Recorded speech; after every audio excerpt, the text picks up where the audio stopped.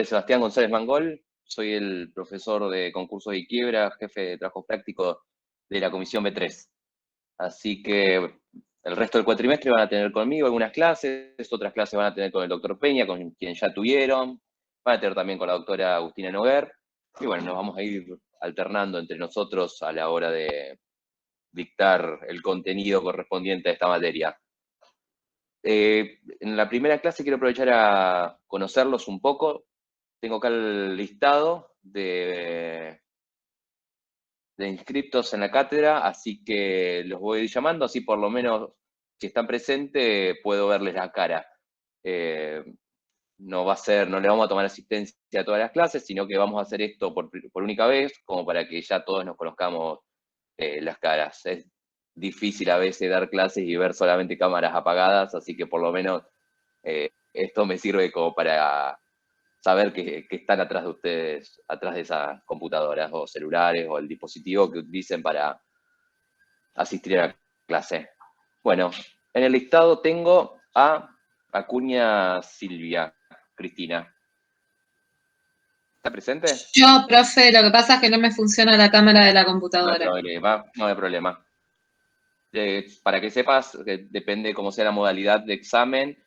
En el caso de que se tome remoto, sí es necesario que consigas un dispositivo con cámara que sí, el permita verte. me conecté con un celular y rendí con el otro. Perfecto, no hay problema, pero bueno. Akins, Paola Mercedes. Alfonso Ana María. Presente.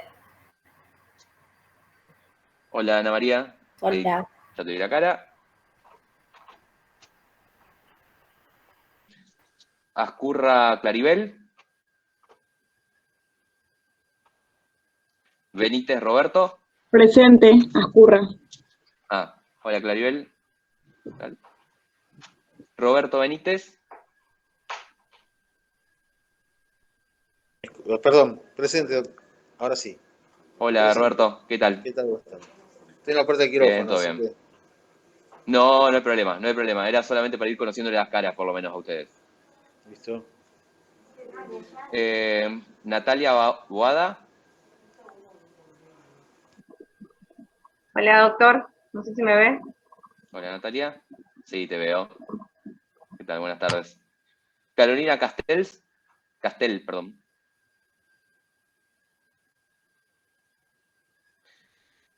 Cedeira Barberena Juan. Acá estoy. Hola, Juan. ¿Qué tal?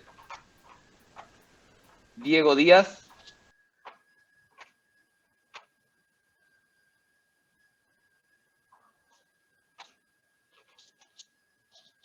Sofía Herrera. Presente. Hola, Sofía. Ahí te vi. Perfecto. Fernández Carolina. Presente. Hola, Carolina. Hola. Firma Paz, Mariela, Verónica.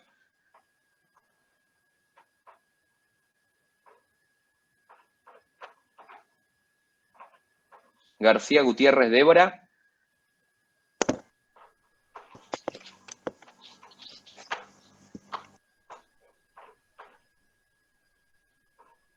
García Diego.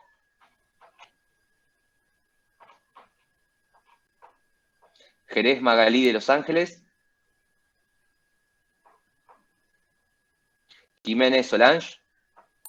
Acá, doctor, buenas tardes. Buenas tardes. ¿Qué tal, Solange? Bien. Goitia Padilla Hilda Sabina. Gómez Lucas. Presente. Hola, Lucas. ¿Cómo está, profesor? Buenas tardes. Todo bien. Iglesias Marcos. La Bandera Montero, Elías Nicolás Nazareno.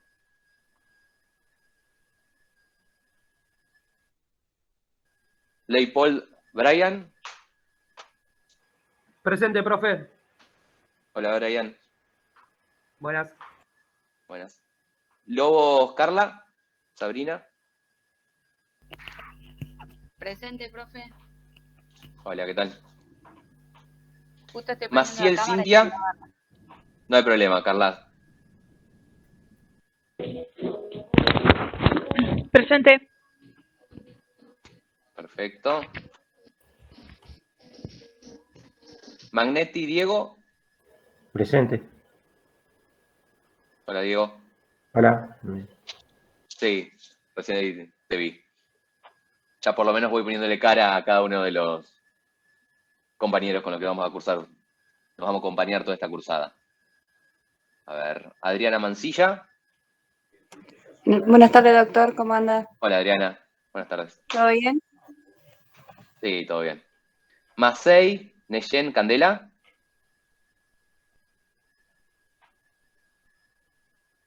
Mercado, Jessica, Solange. Presente. ¿Qué tal, doctor? Hola, Jessica. ¿Qué tal? Mercado, Sabrina. Presente. Giselle. Sí. Hola, Sabrina. Hola. Molina, Cristian.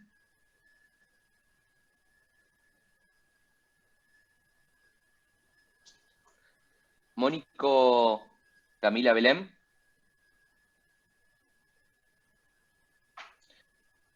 Montes, Pilar, Magalí. Noriega, Roxana, Noemí. Nus, Gerardo. Acá, profesor, buenas tardes. ¿Qué tal, Gerardo? ¿Cómo le va? Bien, todo bien. Palacios, Claudio. Presente, profesor. Acá. Hola, Claudio. Hola. Feliz día atrasado. Pellegrini. Pellegrini, Alexis. Hola, profe, ¿cómo va? Rodolfo. Acá. Hola, ¿qué tal? ¿Cómo va? Todo bien. Gracias. Pereira González, Lucía. Buenas tardes, sí, presente, doctor. Hola, Lucía, ¿qué tal? Hola, ¿todo bien, doctor?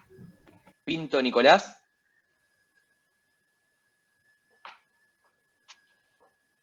Prado, Cheili.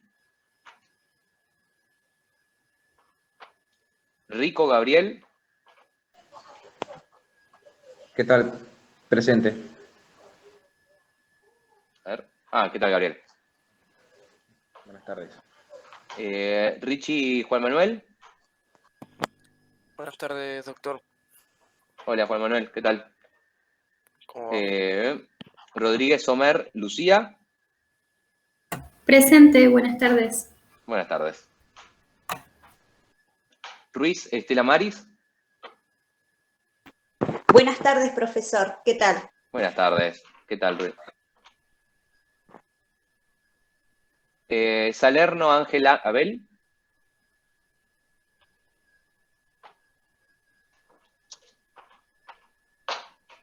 Salvatierra, Miguel. Presente. ¿Qué tal, Miguel? Bien, bien. Buenas tardes. Buenas tardes. Sonia Saudam. Acá, doctor, ¿cómo va? Bien, Sonia. Senlie, Marisol. Presente. Acá. Ahí está. Perfecto. Silva, Mancilla, Tayel, Agustín. Acá presente. ¿Qué tal? Buenas tardes. Buenas tardes, Tayel. Soto, Antonella, Ayelén. Acá presente. Hola, ¿qué tal? Hola. Soto, Clara, Elsa. Presente. Hola, Clara. Buenas. Buenas tardes. Toro, Aiza. Isabel. Acá, profe, buenas tardes. Buenas tardes. Toscani, Antesana, Jimena, Sofía.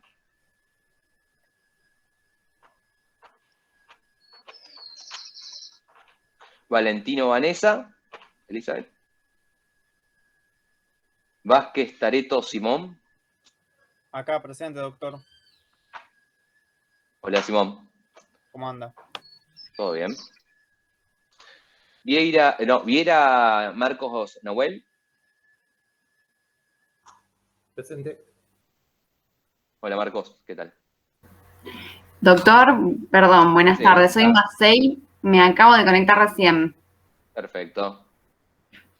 Era solamente para Doctor, conocer de yo las soy, caras. Sí, ya pongo la doctor, cámara. yo soy Goitía. Me acabo de conectar recién con el celu porque ¿Qué tal, no linda? No hay encontré con problema. la compu. Solamente quería aprovechar mi primera clase Hola. para poder conocerle las caras, nada más. Ahí La asistencia, ya aprovecho a comentarle, yo la voy tomando a lo largo de la cursada, haciendo print de pantalla con los que están conectados. Así que no es necesario que escriban en el chat su nombre, apellido ni DNI. Yo constantemente voy haciendo print de pantalla con los conectados para tener un seguimiento de quién está por lo menos conectado. Igualmente entendemos que, digamos, no son las condiciones de antes, que vamos a estar en un aula, o por lo menos por ahora todo parece que va a seguir de manera remota, y mientras tanto se van a tolerar situaciones en las que ustedes no puedan estar presentes, no puedan tener la cámara encendida, quédense tranquilos, que en eso entendemos cualquier eventualidad que puedan estar atravesando en su día a día. Pero por lo menos para llevarme un control, para control interno, lo que voy haciendo es tomar una asistencia particular, digamos, a través de los prints de pantalla de conectados. Así que aprovecho de decirles que deben nombrarse con nombre y apellido en sus usuarios de acá de Google Meet, que creo que está vinculado todo esto con su Gmail. Así que, bueno, Marcos, aprovecho a reiterar lo que dije recién. No es necesario que usen el chat para dar su nombre y apellido, ni DNI. Yo la asistencia la voy tomando a través de los prints de pantalla de los conectados. Doc, perdón, yo también me conecté recién. Nicolás Pinto soy. ¿Qué tal, Nicolás? Perfecto. Perdón, doctor, a mí no me nombró Iglesia Facundo. A ver, déjame que me fijo en el listado. Sí, Iglesias Marcos Nahuel. No, Iglesia Facundo. No, Iglesia Facundo. Perfecto. A mí tampoco, doctor. Paulucci, a ver. Sí, correcto. No, sí, está. Paulucci y Rubén Daniel. Quédese tranquilo, aparece en el listado. Puedo haberlo salteado o no estar presente en el momento que lo nombré. Y bueno, los últimos que me falta conocer son Villarreal Hugo Marcelo. Acá, profe. Buenas tardes. ¿Qué tal, Hugo? Vivas Valeria. Acá, profesor. Buenas tardes. ¿Qué tal, Valeria? Natalia Zapata. Hola, buenas tardes. Buenas tardes, Natalia. Y Luis Zapico. Acá, profe. ¿Cómo le va? Hola, ¿qué tal? Bueno, Luis Damián. Con esto damos por finalizada esta presentación. Lo que vamos a hacer ahora, bueno, antes de comenzar con el tema que me corresponde, es charlar sobre el material que van a necesitar para estudiar esta primera parte de la materia. No sé si ya lo charlaron con la doctora Noguer o con el doctor Peña, pero nuestra recomendación es que sigan el libro. Espera que el tema de esto me está haciendo que saco el fondo. Es el libro de Rullón, Régimen de concursos y quiebra, la edición número 17. Les recomiendo, espera que saco esto, ahí está. Esta es la edición, este es el libro que les recomendaría que sigan para esta primera parte. Está súper completo todo lo que vamos a dar está todo lo que vamos a dar en clase, está todo lo que solemos preguntar en los exámenes, pero bueno, en el caso que quieran seguir otros autores, no hay problema. Las obras de Rivera, de Reutemann, de Vítolo, todas están excelentes, pero bueno, siempre les recomendamos esta porque es un manual, es más, está pensado para el grado, para las carreras de grado y no para, como los tomos, los tratados que tiene Rivera y demás, o Vítolo, que al ser mucho más extensos, más pesados, están pensados ya para quienes ejercen, se dedican al derecho concursal, o para quienes le interesa la academia, a quienes le interesan avanzar un poquito más con los conocimientos de derecho concursal y falencial. También les recomiendo que agarren una ley o imprímanla en cualquier lado y vayan rayándola constantemente. Esto va a permitirles que vayan siguiendo la clase, porque van a ver que nuestra clase es un seguimiento pormenorizado de cada uno de los artículos de la ley de concurso y quiebra. Y lo que tienen algunas ediciones que están muy buenas, yo tengo esta que es de separatas, de reuse, que atrás tiene muy buenos cuadros que a la hora de estudiar la materia hace que sea muy fácil de seguir. Entonces, vos te imaginás el concurso, las distintas etapas del concurso y las vas a tener graficadas por cada una de las etapas, procedimientos que tienen adentro, con sus recursos, con sus etapas, con sus requisitos. Por lo menos esta edición vino así con, como les decía, un análisis pormenorizado de la ley. Si quieren tenerla en la computadora, se la bajan de Infolec y van a escribiéndole al lado, yo porque me gusta rayar y tener algo con qué escribir al lado, pero si ustedes quieren manejarse solamente con una computadora, pueden bajarse la ley de Infolec, que es gratis, y automáticamente le van haciendo anotaciones al lado de cada uno de los artículos de la ley. Insisto, sigan las clases con la ley al lado. Va a ser la forma más fácil que van a tener de no perderse, de ir anotando, porque después le van a quedar anotaciones colgadas en cada una de las clases. Pero si ustedes lo van ya mezclando con la ley, le va a quedar una ley de alguna manera comentada por ustedes y por los docentes de la cátedra. Bueno. Perdón, profe, ¿cuál fue el último libro que mostró? Lo último que mostré fue la ley de reuse, que es una ley, digamos, impresa. Nada más. En vez de imprimirla yo con mi computadora, compré esta que las distintas editoriales van sacando, pero lo que me gustó es que atrás tiene, como les decía, unos cuadros en los que detallan cada una de las etapas del concurso, y la verdad que a la hora de buscar algo, cuando te queda alguna idea dando vueltas, está muy buena. Es bastante fácil de guiar, sobre todo cuando van a ver que esto se le va a superponer con el resto de las materias que están estudiando, los demás códigos, pero bueno, está bueno que vayan teniendo algo con que ya ir armando después o preparándose para cuando ejerzan. Gracias, profe. Bueno, de nada, Abril. Bueno, por lo que estuve viendo, por lo que me estuvieron comentando los doctores Peña y Noguer, ustedes terminaron con la etapa preparatoria y estaban por arrancar con el periodo de exclusividad. Habían terminado con el artículo 38. Pero bueno, hagamos un breve repaso de lo que dieron hasta ahora y en base a eso damos comienzo a la clase. Ustedes, de alguna manera, van a ir viendo que la ley está ordenada por títulos, por capítulos, por secciones, y de alguna manera, son las etapas, los momentos en que van a ir viendo que suceden primero de todo en el concurso y después en la quiebra. Esperen que busco mi ley.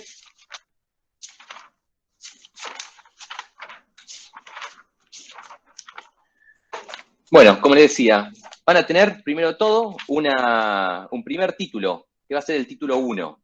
El primer título, que comprende los artículos del primero al cuarto, lo que va a hablarles son de los principios generales que hacen al concurso y a la quiebra. En el artículo primero estuvieron viendo la definición de cesación de pago y el principio de universalidad que tiene el proceso concursal y falencial. Cuando hablo de concursal, hablo de la etapa del concurso preventivo. Y cuando hablo de falencial, espera, Roberto, ya te doy lugar, hablo de la etapa de la quiebra. ¿Sí, Roberto?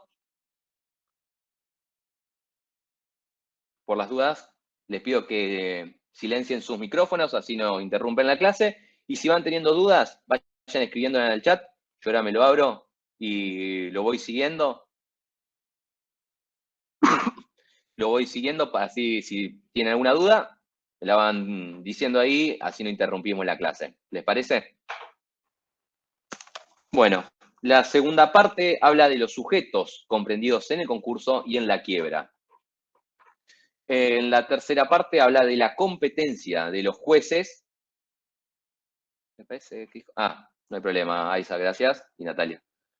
El tercer artículo, un artículo muy importante, así que repásenlo a la hora de estudiar, a la hora de prepararse para el examen, porque la competencia para cada uno de los tipos de concursos o de las personas, sujetos concursables, suele ser pregunta de examen, así que tomen esta recomendación y estudienlo bien en este artículo.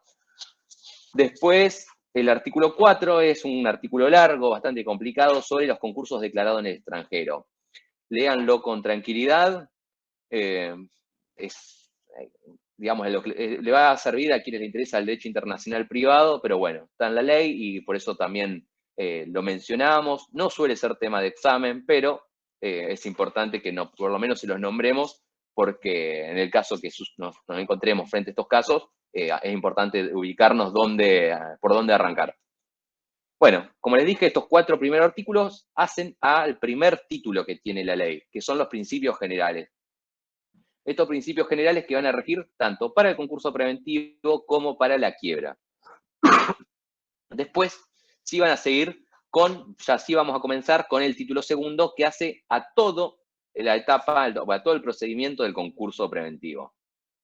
El primer capítulo que va a tener este título habla sobre los requisitos sustanciales que van a tener para que se pueda suceder un concurso preventivo. Primero, los sujetos concursables, en el artículo 5. En este caso, después vamos a ver que está el artículo 6, o que en realidad ya lo vieron, sobre las personas con existencia ideal, qué sucede con esos casos, qué sucede con los incapaces o los inhabilitados que son concursados, qué pasa con las personas fallecidas, esos son el artículo 7, el artículo 8, los casos de representación voluntaria para la apertura de un concurso, la oportunidad de la presentación de toda esta documentación, los requisitos para los pedidos de esto de representación de los sujetos y, por último, el domicilio procesal. Estos son los artículos 5 a 12 de la Ley de Concursos y Quiebras. Después vieron ya la resolución judicial de apertura de concurso preventivo. El primer artículo que la trata es el artículo 13, que habla sobre el término y la posibilidad de rechazo de esta resolución.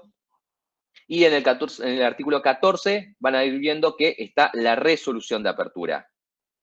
2 artículos que acá quiero hacerles mención, uno que recién me salteé y otros que recién les nombré, que tienen que saberlos muy bien a la hora de ir avanzando con esta materia, son el artículo 11 y el artículo 14. El 11 habla sobre los requisitos del pedido de apertura del concurso preventivo. Todo lo que se requiere para que se pueda solicitar la apertura de un concurso preventivo. Y el 14 es todo lo que debe contener la resolución de apertura del concurso preventivo, el contenido que tiene la misma. Después, ya vieron los efectos de la apertura del concurso preventivo. Espérenme 2 segundos.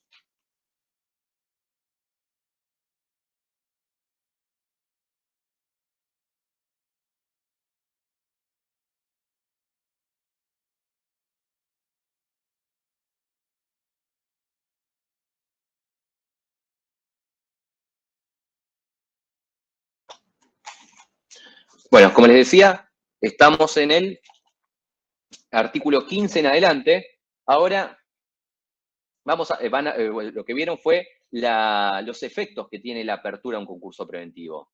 Vieron los efectos sobre la administración, sobre los bienes del concursado, los actos ineficaces, los contratos con prestaciones recíprocas pendientes, juicios que tenía el concursado, viajes al exterior, la suspensión de remates. Bueno, todos esos efectos lo estuvieron viendo, solamente le quedó el artículo 16, segunda parte, que vamos a ver ahora al comienzo, que se llama pronto pago laboral. ¿Qué sucede con los créditos de los trabajadores? Con ciertos créditos de los trabajadores. ¿Qué beneficio tiene eso?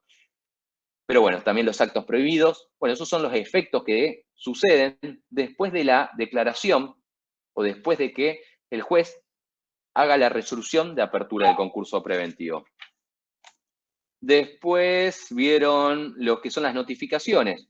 la regla general sobre el Ministerio de la Ley, de cómo se notifica todo lo que sucede en el concurso. Para eso sepan de que todo lo que suceda en el expediente se da por notificado, entendido, cuando suceden los días de notificación presencial, la vieja presentación que tenía uno a la hora de ver el expediente, que eran los martes y los viernes, si bien se sigue sucediendo ahora, pero bueno, esta pandemia vino a modificar los usos y costumbres y bueno, vamos a ir adaptándonos en términos de publicidad del concurso. Pero bueno, tengan en cuenta que la regla general es que se da por notificado todo lo sucedido hasta los martes y viernes del concurso por esta regla general del Ministerio de la Ley. Obviamente la notificación está prevista por edictos, el establecimiento de otras jurisdicciones. ¿Qué pasa si hay otras jurisdicciones, además de digamos, hay acreedores en otras jurisdicciones, además de en la que se está concursando? Y por último, las cartas o notificaciones por carta a los acreedores e integrantes del comité de control. Que bueno, hoy la tecnología también vino a complementar esto a través de los correos electrónicos que tienen los abogados y los demás. Esperen que tengo un cachorrito que recién me estaba comiendo en la mesa y ahora me encerré en la cocina y ya me está pidiendo salir. Espérenme 2 segundos que lo saco.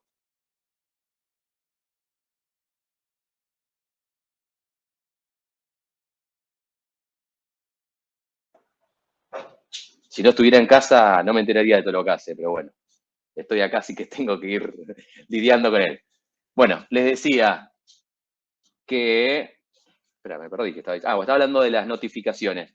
Respecto con las notificaciones, la primera está la regla general, después las notificaciones por edicto, también vamos a conocer que se notifica por correo electrónico, toda la vía 2.0, diríamos. Y ya la clase pasada arrancaron con desistimiento como sanción y desistimiento voluntario. Y después el proceso de verificación, este proceso de insinuación del pasivo concursal de cada uno de los acreedores al juez del concurso, o al concurso en sí. Lo que les quedó por ver, que usted terminó en el artículo 38, es el próximo informe. Ya habían visto que con cada uno de los créditos que se verifican o se solicita la verificación, se hace un informe individual. Ahora vamos a hablar de otro informe, no el informe individual, que también es importantísimo a la hora de rendir el examen o a la hora de prepararse para rendir la materia. Este segundo informe que les menciono, que también es importante, es el informe general del síndico, que está en el artículo 39 de la ley, el 39 y 40. Espérenme. En este informe general, tengan en cuenta que se debe presentar 30 días después de la presentación del informe individual que hizo el síndico de cada uno de los créditos que se insinuaron al concurso. Cuando hablamos de 30 días, recuerden, si ya se lo dijeron y si no se lo dijeron, ténganlo en cuenta, que en el artículo 273 de la ley, particularmente en el inciso 2, cuando hablamos de días y no especificamos qué tipo de días es, vamos a hablar siempre de días hábiles judiciales. Para esto hay una regla de procedimiento propia de la ley de concursos y quiebra que está en el artículo 273, inciso segundo. Entonces, 30 días después de presentado el informe individual por parte del síndico, se tiene que presentar un informe general. Ahí básicamente se tiene que complementar con los requisitos que se tiene que dar mención en este informe, a los requisitos que les mencionaba en el artículo 11, así que lo vamos a se vuelve a utilizar todos esos requisitos que están mencionados en ese artículo. Y de alguna manera el síndico da una versión sobre la actividad del deudor, sobre el estado patrimonial, y de alguna manera hace la evaluación final de manera objetiva e imparcial sobre la situación que tiene el deudor, en este caso el concursado. ¿Esto qué va a hacer? Va a posibilitarle a los acreedores que cuenten con más elementos a la hora de decidir sobre aprobar o no cuando el concursado le haga una propuesta de acuerdo. cuando le proponga cómo arreglar sus deudas, las deudas que tengan con ellos. Entonces, bueno, va a ser una herramienta más que van a tener para conocer cómo es la actividad, conocer a fondo cómo es la actividad, cómo se fue cayendo en esta situación de insolvencia el concursado. Bueno, y en el artículo 40 tengan en cuenta que... Disculpe, doctor. Sí. ¿Cómo no escuché bien? O sea que ese segundo informe, que sería el general... Un informe general, del sí. síndico, ¿va a proponer cómo arreglar la situación con los acreedores? No, para nada. Lo que va a hacer es dar herramientas para... Le va a dar mayores herramientas para que cuando el concursado le haga propuestas a los acreedores, estos cuenten con mayor herramientas sobre cómo se generó el pasivo concursal. De alguna manera, para que conozcan cómo fue la actividad del deudor que lo llevó a esta situación de insolvencia. Recuerden que hasta ahora se elaboró un informe en la resolución de apertura del concurso preventivo, en el informe individual que cada uno de los acreedores fueron diciendo qué créditos tienen en contra del concursado.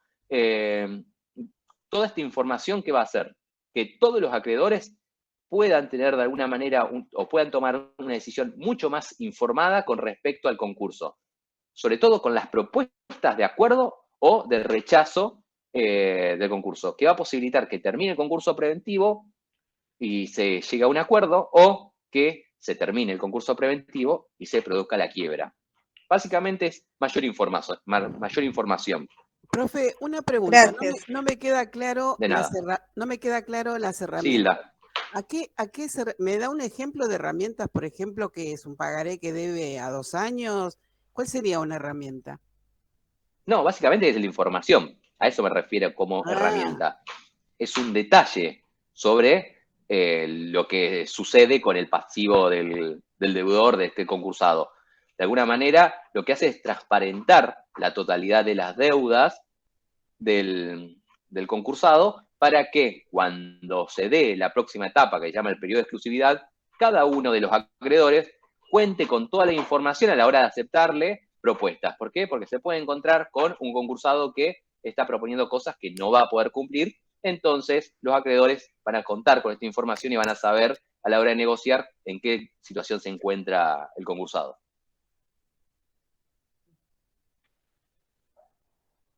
Bueno, hasta acá, esta primera etapa del proceso de verificación que dieron con la doctora Noguer y este informe general que hace el síndico. Ahora vamos a ver la primera responsabilidad que tiene el síndico, algo que yo les dije que había quedado colgado de la primera o segunda clase, de la segunda creo que fue cuando dieron los efectos de la apertura del concurso preventivo. La primera, o esta clase que refirió, que no me acuerdo, identifico en el tiempo cuál fue, la que dieron los efectos del concurso preventivo, una mención que hicieron fue el artículo 16, que es el artículo que habla en la primera parte de los actos prohibidos por el concursado. La segunda parte de este artículo 16 que no nombraron es la del pronto pago laboral.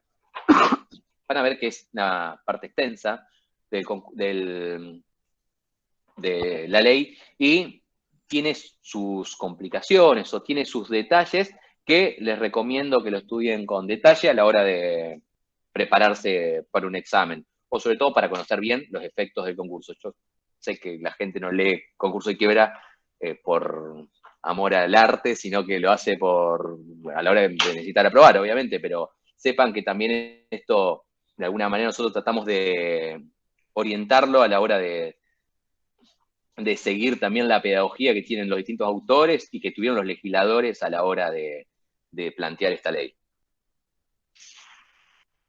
Bueno, tengamos en cuenta una situación, que es la de un acreedor que tiene una empresa que vamos a empezar, un concursado, que tenía una empresa en la cual tenía distintos trabajadores a lo que le adeudaba X cantidad de sueldos, distintos tipos de remuneraciones, indemnizaciones, Frente a esa situación, el legislador previó 4 formas de insinuación para los trabajadores.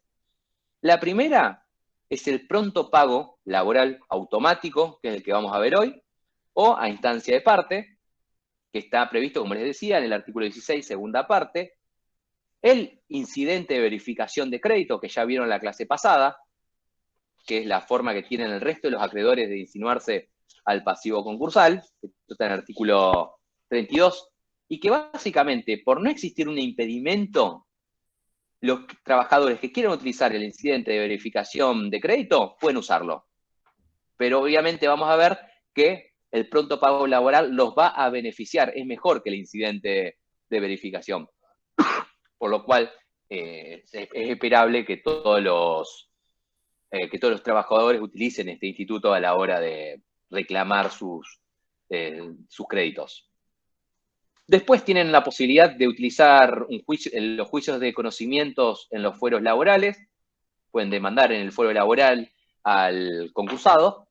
No hay un impedimento. Recuerden que había un principio que es el principio de unicidad y de alguna manera una imposibilidad o de alguna manera, uno de los principios que tenía los efectos que tenía el concurso era que todos los juicios se juntaban bajo la órbita del juez del concurso, salvo, una de las excepciones, es los laborales. Dentro de excepciones está el 21, inciso 2, que dice que los acreedores laborales, o sea, los trabajadores que quieran utilizar un juicio de conocimiento en fuero laboral, lo pueden utilizar.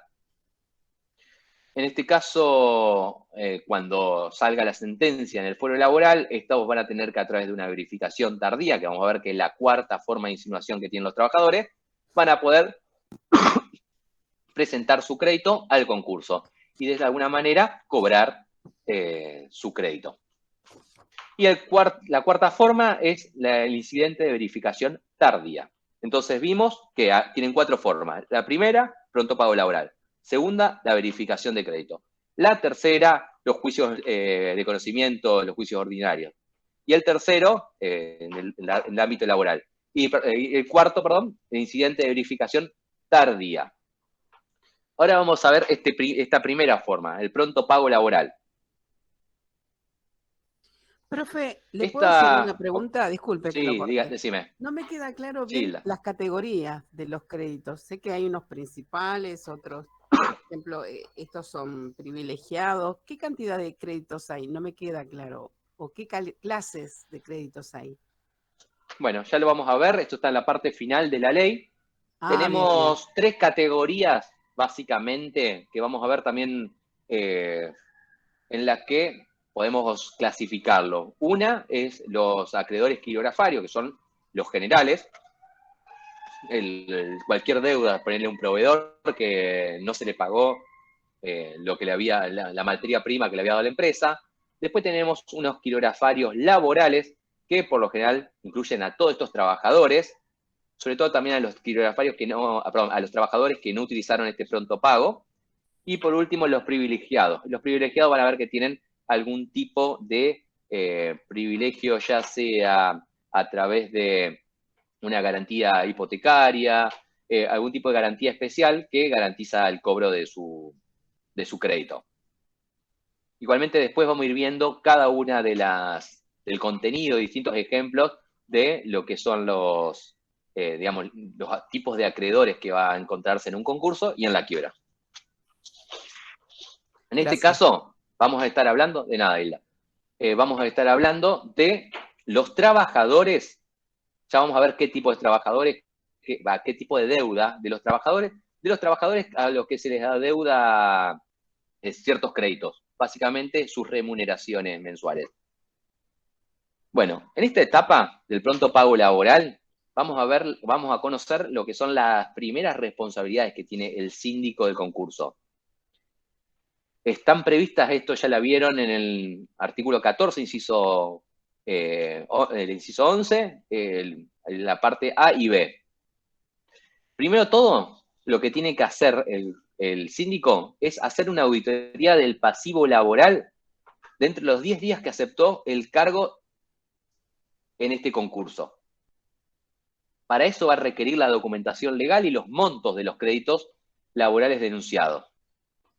Y va a tener que identificar si existen otros acreedores laborales que están beneficiados con algún privilegio general o especial que no hayan sido nombrados en esta solicitud de apertura de concurso preventivo, de este pedido que hace el concursado. Le pregunto De de alguna vuelta, manera, ¿qué es un crédito sí, especial? ¿Cuál sería un crédito especial? el crédito especial es cuando recae con algún tipo de garantía particular, digamos, con lo que puede ser alguna garantía hipotecaria, prendaria. No se da en el caso de la mayoría de los trabajadores. La mayoría de los trabajadores tienen privilegios generales, que básicamente son trabajadores que su sueldo no depende de alguna mercadería determinada, no esté garantizada con algún bien de la empresa y que puedan cobrar de ese bien en particular, sino que van a cobrar, vamos a ver, del producido general o de las ganancias que tenga la empresa. Digo empresa, pero estamos hablando del concursado, que también puede ser, digamos, ya vieron los distintos sujetos que pueden ser concursados y puede ser también un SRL, puede ser incluso un particular que tenga, que sea concursado. Pero a los fines, digamos, ejemplificativos de esta parte, lo que voy a hablar es de empresa. ¿Sí? Entonces, de alguna manera, como le dijo, el síndico va a determinar cuál es el pasivo laboral, quiénes son los acreedores laborales que tienen beneficios por cobrar. Y de alguna manera también si existen trabajadores que no fueron nombrados por el concursado y que les corresponden que se les pague sus créditos laborales. Vamos a conceptualizar qué es el pronto pago laboral. La doctrina está de acuerdo en decir que es una tutela especial. Es una tutela especial que va a otorgarle una preferencia temporal en el cobro. O sea que va a cobrar antes que todo el resto de los acreedores. Otros autores dicen que es una autorización de pago, porque en definitiva también lo es. Lo que hace el juez es autorizarle el pago de los créditos, de ciertos créditos laborales al síndico. Es una autorización entonces de pago y no un tipo de verificación, como ya vimos en el artículo 32. Ya vamos a ver que el trámite de insinuación de este crédito laboral es mucho más sencillo. Otros autores dicen que es una forma de pago preferencial de ciertas deudas laborales, que básicamente lo que tiene la característica es que son de título anterior a la apertura del concurso preventivo. Porque ya estuvieron viendo que sucede de alguna manera que se congela todo desde la apertura del concurso preventivo. Los efectos suelen ser con las situaciones anteriores, algunas cosas, sobre todo con los créditos, y digamos, tienen efectos posteriores respecto a las cosas que le imposibilitan hacer al concursado. Pero con los créditos anteriores, en este caso, en el caso que sean laborales, se le va a dar una preferencia de pago. Esto se va a fundar básicamente en el carácter alimenticio que tienen los créditos laborales y en la desigualdad que se encuentra el empleador con cada uno de los dependientes de él, con cada uno de sus trabajadores. Entonces, con cierta cantidad de los créditos laborales se va a permitir una forma anticipada del resto de los acreedores para que puedan ser pagados, o sea que se les paguen los salarios. Vamos a ver los antecedentes que hubo a este pronto pago laboral. Espérenme 2 segundos que aprovecho a prender la luz.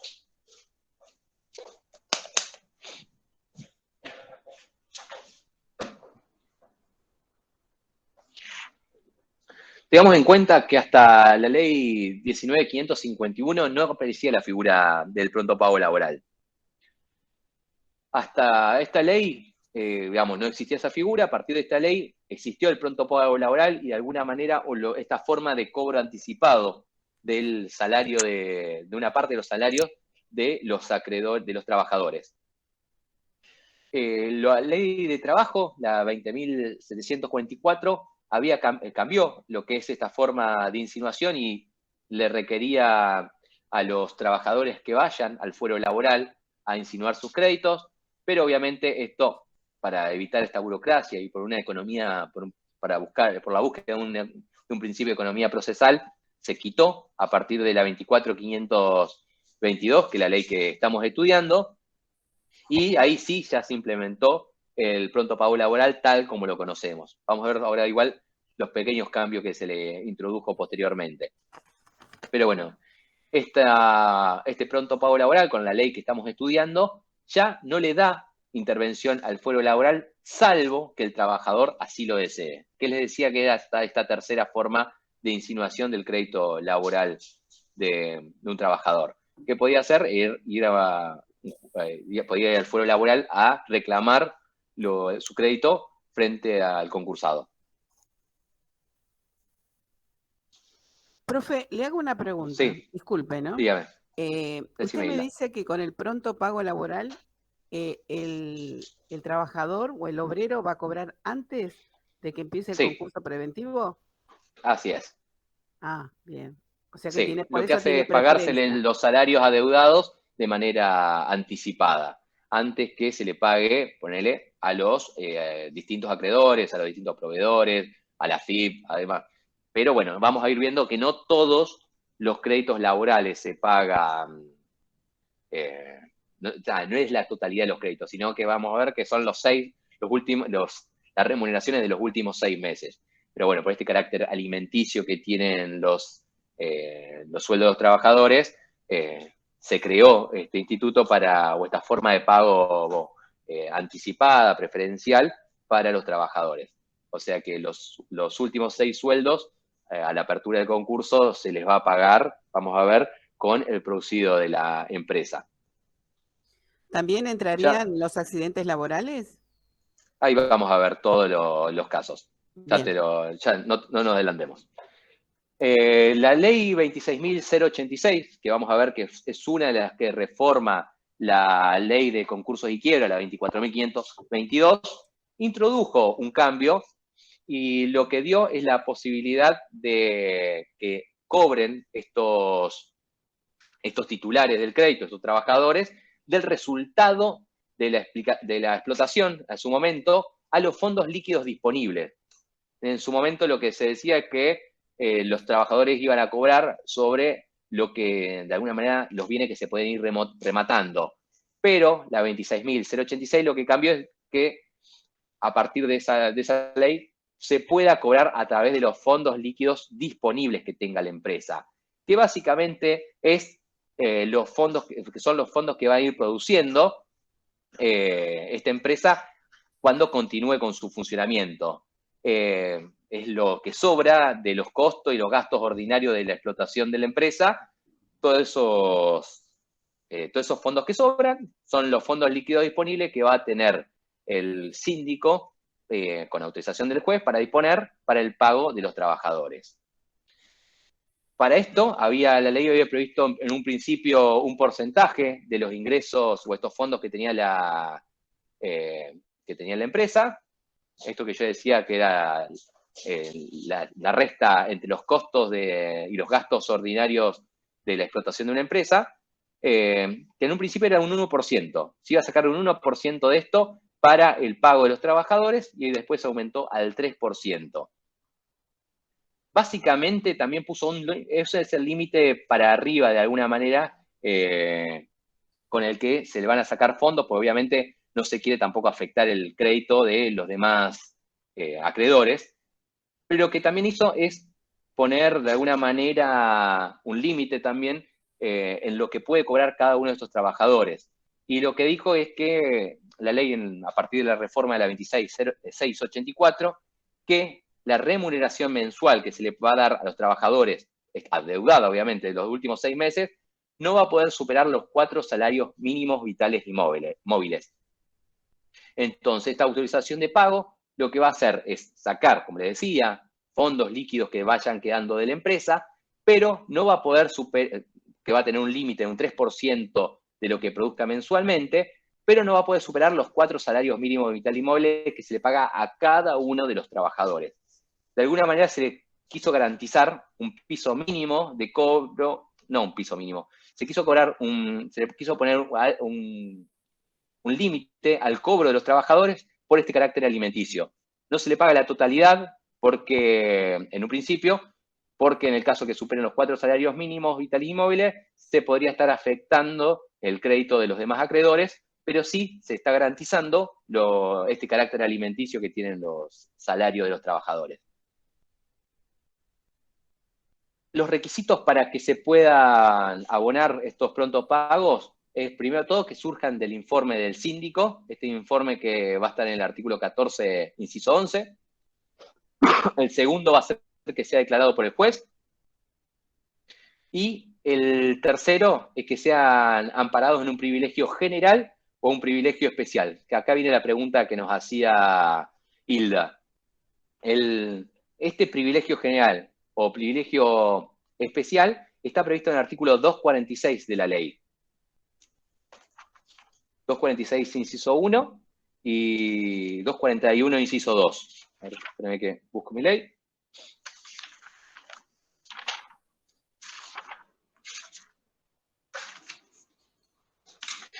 Voy por el 246, inciso 1. ¿O alguno lo tiene para leer y lo quiere leer? ¿Alguien tiene la ley que tenga ganas de hablar? Así me da un tiempo a tomar un mate. Créditos con privilegios generales, profe, ¿ese es? Así es. Son créditos con privilegio general. 1. Los créditos con remuneraciones y subsidios familiares debidos al trabajador por 6 meses y los provenientes por indemnizaciones de accidente de trabajo, por antigüedad o despido y por falta de preaviso, vacaciones y sueldo anual complementario. Los importes por fondo de desempleo y cualquier otro derivado de la relación laboral. Se incluyen los intereses por el plazo de 2 años contados a partir de la mora y las costas judiciales en su caso. Punto 2. Genial. No, hasta ahí, Hugo. Y ahora el 241, inciso 2. Los créditos por remuneraciones debidas al trabajador por 6 meses y los provenientes por indemnizaciones por accidentes de trabajo, antigüedad o despido, falta de preaviso y fondo de desempleo sobre las mercaderías, materias primas y maquinarias que, siendo de propiedad de concurso, se encuentren en el establecimiento donde haya prestado sus servicios o que sirvan para su explotación. O sea, acá dice, tienen privilegio especial sobre el producido, los bienes, que en cada caso indica, y ahí arranca el punto 2, por eso no entendía. ¿No? Claro. Sí. Eso entonces eran los créditos con privilegio especial, este último que nombrabas. Y el anterior eran los créditos con privilegios generales. Básicamente son las remuneraciones de los últimos 6 meses, el SAC, digamos, los aportes los aportes sociales que deben hacer los trabajadores por los últimos 6 meses.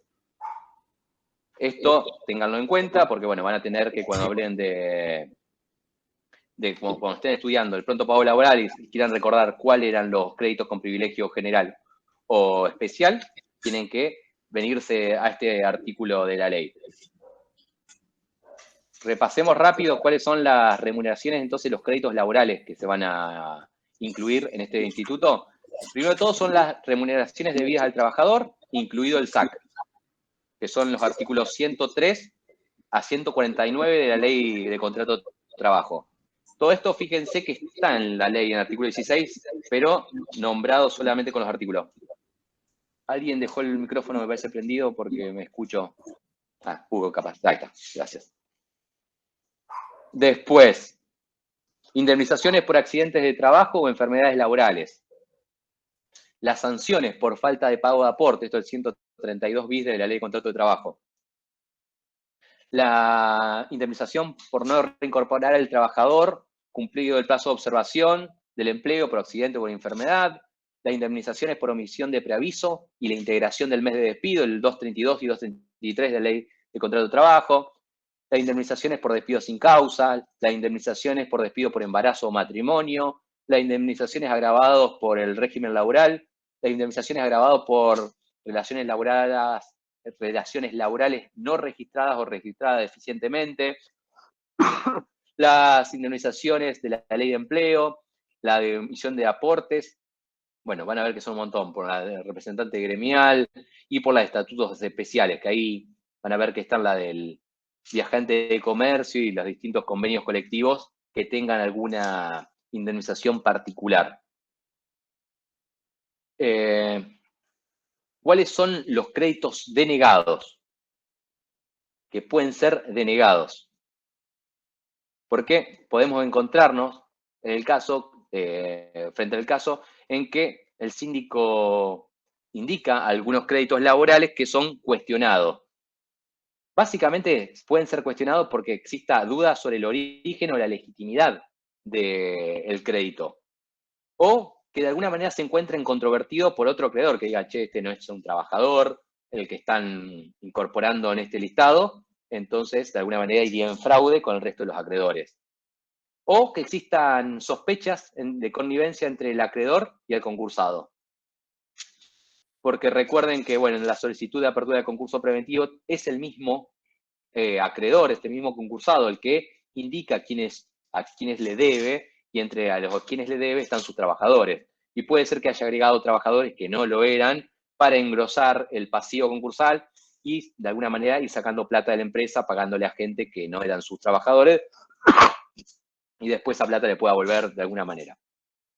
Entonces, lo que prevé la ley, que se puedan ser denegados el pago de estos créditos, o de alguna manera puedan ser controvertidos por otros trabajadores, diciendo, che, este no es trabajador, por los gremios, por el comité de control que se creaba a partir de la resolución de apertura del concurso preventivo.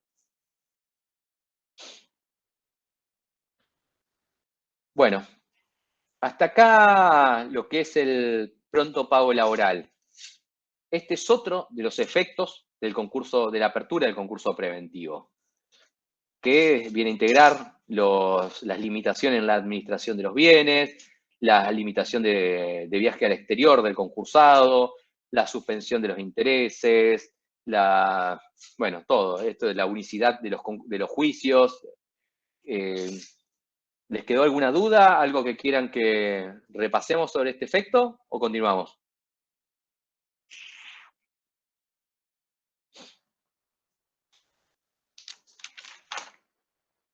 Bien. Sí, doctor, disculpe. Sí, decime.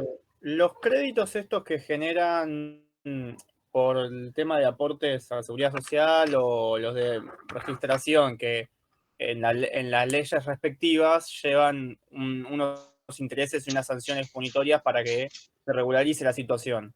¿Este efecto que tiene el concurso preventivo y la quiebra de suspender los intereses, ¿les aplica a estas leyes laborales o no les aplica? No le aplica por los últimos 6 meses. Está dentro de los artículos que nombra la ley, en el artículo 16, inciso 2, vas a ver que nombra, no sé, son 8 o 9 artículos de distintas leyes, como excepciones o como incorporaciones a este instituto del pronto pago.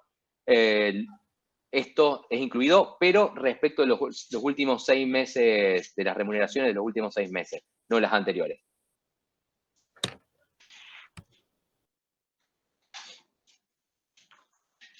¿Alguna otra duda?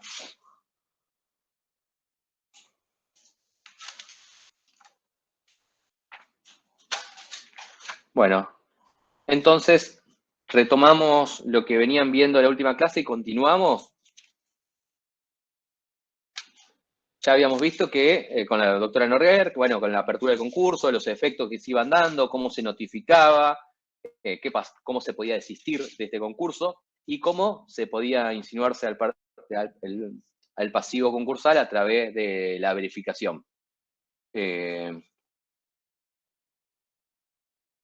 Ya vieron el auto verificatorio, que es esta resolución que saca el juez respecto de los créditos que fueron insinuados contra el pasivo concursal. Esto está en el artículo 36. Y vamos a continuar a partir de ahí. Bueno, recién también al principio de la clase vimos lo que es el informe general y las observaciones que puede hacerse. Esto que está previsto en el artículo 39 y 40 de la ley. Ahora vamos a continuar con el artículo 41. Y básicamente con la resolución de categorización de los acreedores, con el artículo 41 y 42. Esta resolución es la continuación del auto verificatorio que realiza el juez. Esta propuesta de categorización es una instancia que va a tener el concursado de agrupar a los distintos acreedores del concurso. Básicamente va a tener 10 días posteriores al término de observación al informe general, esta observación que yo les decía que le brinda el artículo 40 de la ley de concurso y quiebra, y va a poder dar un plazo de 90 días para que el concursado formule observaciones de propuestas a los distintos acreedores por cada una de las categorías que creó. Estas categorías, como les decía, son las formas de agrupamiento que provee la ley a la hora de juntar todos los acreedores del concurso. Básicamente, la ley te dice que pueden ser 3, y las mencionamos al principio de la clase. La primera es los acreedores quirografarios, que son todos los acreedores generales, todos los que a quienes le debe el concursado. La segunda son los quirografarios laborales, que son los casos de deudas por remuneraciones que superan los 6 meses del concurso, de los 6 meses del inicio del concurso. Estas que no se incluirían en el pronto pago laboral. Y por último, los acreedores privilegiados, que tienen un tipo de privilegio, ya sea privilegio general o especial, ya sea a través de una hipoteca, a través de una prenda, o a través de un bien determinado para el cobro de su deuda. Tengamos en cuenta que este auto verificatorio del artículo 36, lo que hacía entonces era verificar un crédito o no verificarlo. Es decir, si era admisible que un crédito se incluya en el concurso o no se lo incluya. Y a su vez, podía admitir o no las observaciones que se hacían respecto a este crédito. ¿Por qué? Porque sabíamos que cuando se insinúa una deuda al concurso, los demás acreedores lo que pueden decir es, che, es mentira esta deuda, lo que se está haciendo es tratando de engrosar el pasivo concursal para trabajar después en fraude respecto de la mayoría necesaria para aprobar una propuesta de concurso.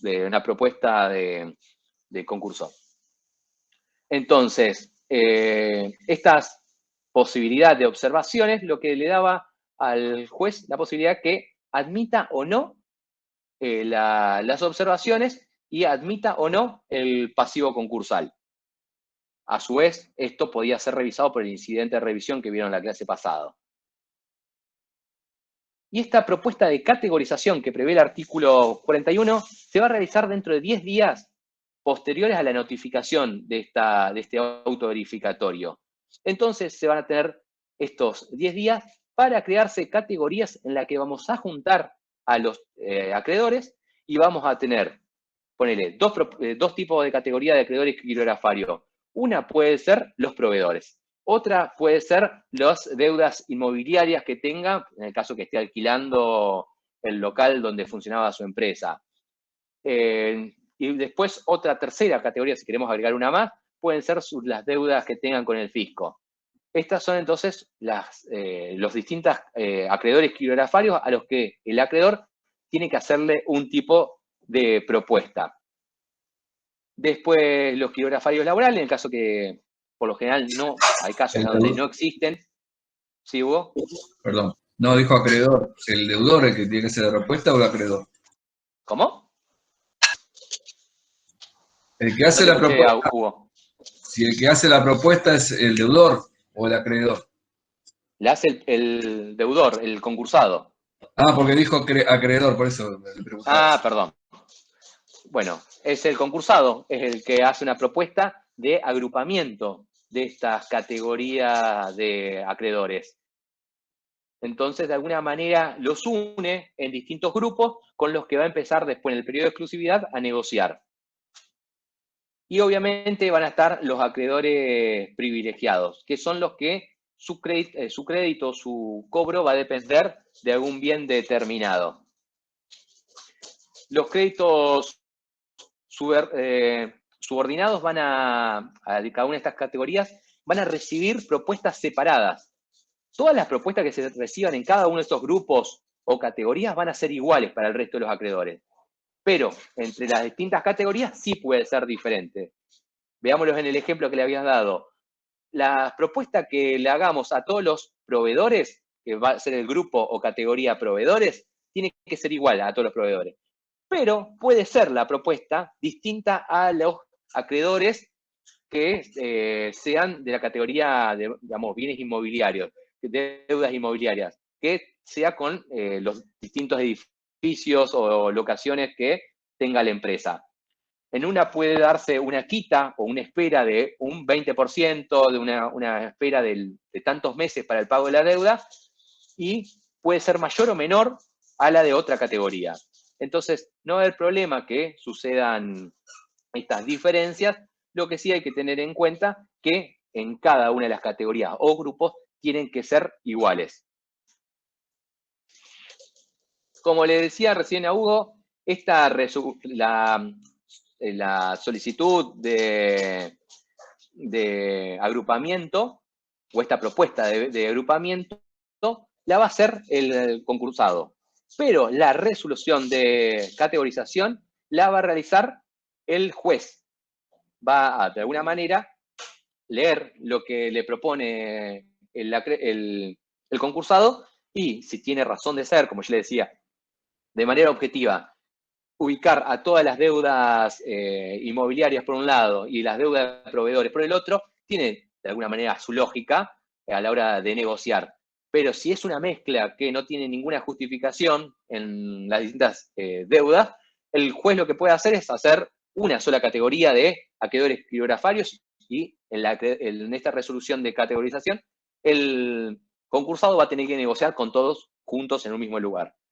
De alguna manera, esta categorización va a hacer que se ordenen las negociaciones o las propuestas que va a hacer el concursado.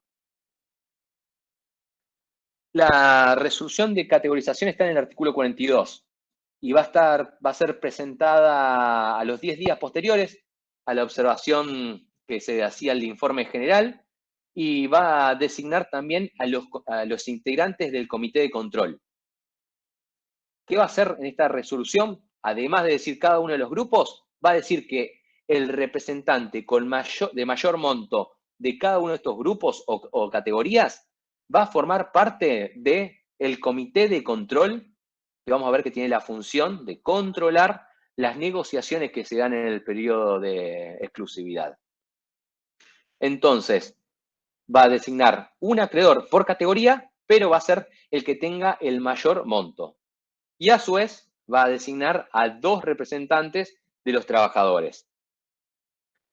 Ya habían visto un comité de control en el artículo 14, así que este viene a continuar su labor, pero bueno, se integra y se forma uno nuevo para esta etapa. Cada etapa va siendo controlada por los acreedores a través de estos comités de control que se crean, que la ley indica que se creen, y sus integrantes van variando en base a la representación que vayan teniendo.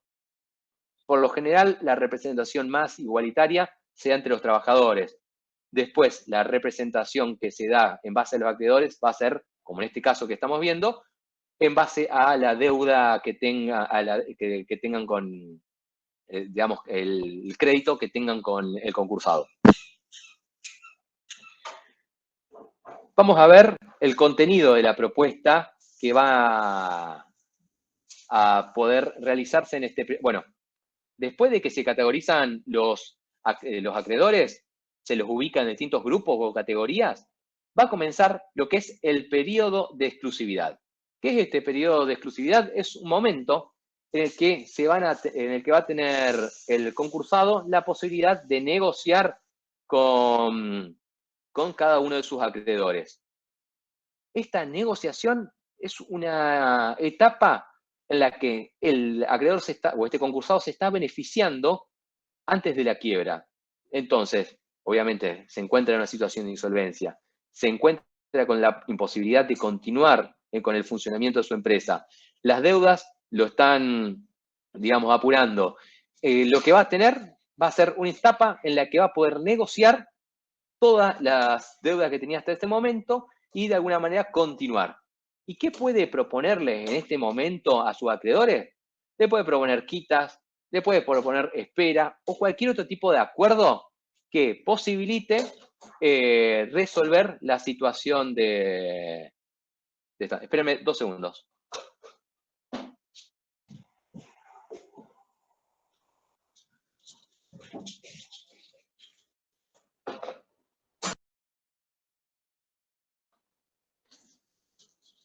Bueno, les decía que estas distintas formas de propuestas que puede hacer el concursado con cada uno de sus acreedores va a variar y va a dependerse en base de las situaciones que esté atravesando en ese momento. Pero obviamente cada una de estas categorías o grupos va a tener la posibilidad de rechazarlo, va a tener la posibilidad en este periodo de exclusividad de pedirle que las mejores, porque obviamente se van a ir enterando que en el expediente se acordó con los acreedores inmobiliarios y se le da a ellos una reducción de la deuda del 20%. Y bueno, obviamente van a aceptar estos acreedores esta propuesta que le hace el concursado. Pero después le propone pensemos, a los distintos proveedores que se haga una quita del 30%. Y va a decir, no, hacernos la misma propuesta que le está haciendo los inmobiliarios. Obviamente van a ir viendo que las deudas con cada uno de estos rubros, estos grupos, van a ser distintas. Y puede ser que un grupo en particular sea el que tenga la mayor cantidad de problemas. Y va a ir viendo que la representación de las deudas en cada uno de estos grupos puede ser distinta. Y haber un acreedor que tenga la mayor cantidad de la deuda dentro de su grupo y ese acreedor estar acordando con el concursado. Entonces, bueno, es una etapa de negociación que le da la ley antes de la quiebra.